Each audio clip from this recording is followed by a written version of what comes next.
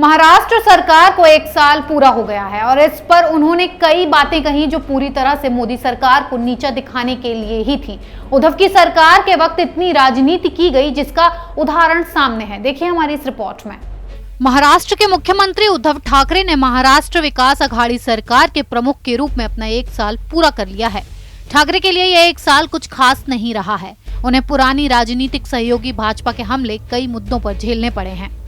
Corona महामारी के संकट को भी संभालने की कोशिश की, लेकिन कामयाबी हाथ नहीं लगी। अभी भी महाराष्ट्र में कोरोना कहर बरपा रहा है। इतना ही नहीं, केंद्र के साथ उनके संबंध भी खराब रहे हैं और अब भी हैं। इसके अलावा महाराष्ट्र ने दूसरी कई परेशानियों का सामना भी किया है। ठाकरे ने अपने 1 साल पूरे करने के मौके पर कई मुद्दों पर बात की है। महाराष्ट्र में अक्सर ये भविष्यवाणी होती है कि ठाकरे की सरकार ज्यादा दिन नहीं चलेगी और गिर जाएगी। जब ठाकरे से इस पर उनकी राय मांगी गई तो उनका कहना था कि उन्हें भविष्यवाणी करते रहने दें, यानी कि भाजपा पर तंज कसना नहीं भूले उद्धव ठाकरे।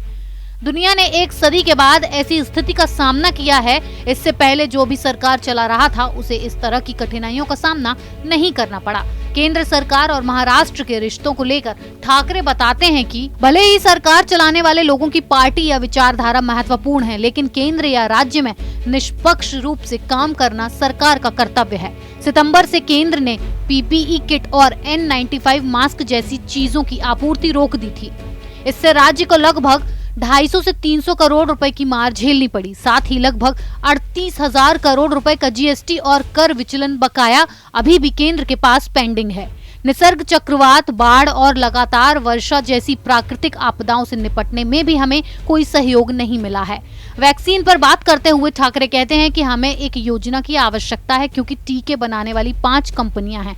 इसे किस तापमान पर संग्रहित किया जाना है, कितने खुराक की आवश्यकता है, अभी तक किसी बात पर स्पष्टता नहीं है। उनकी सरकार की उपलब्धियों को लेकर उनसे सवाल किया था। उनका कहना था, हमने जो भी वादे किए उन सभी को पूरा किया है। कृषि ऋण माफी एक बड़ा फैसला था। हम किसानों की आय को दोगुना और तिगुना करने की घोषणा नहीं करते हैं या कह दें कि अच्छे दिन आएंगे।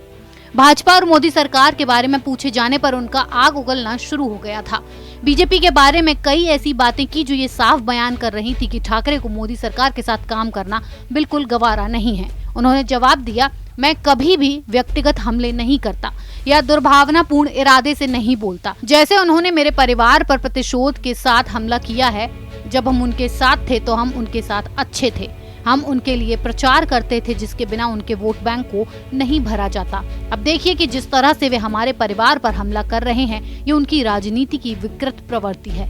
मैं उनके स्तर पर जाकर उन पर हमला नहीं कर सकता।